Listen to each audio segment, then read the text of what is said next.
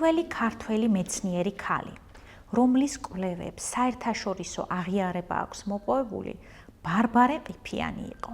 ბარბარე 1879 წელს ქუთაისში დიმიტრი ყიფიანის ოჯახში დაიბადა. თბილისის წმინდა ნინოს სასწავლებლის დასრულების შემდეგ კი სწავლა ბრიუსელის უნივერსიტეტის სამედიცინო ფაკულტეტზე გააგრძელა.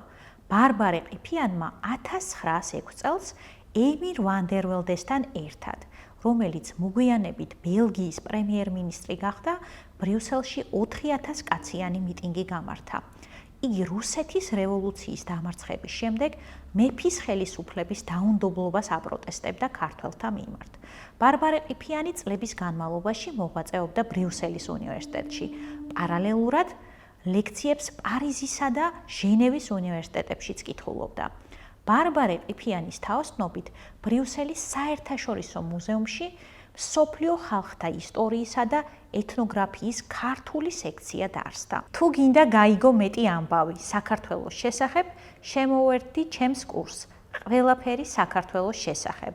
გელოდები ფასკუნჩი, გურამ მეგრელიშვილის წერის საავტორო სკოლაში.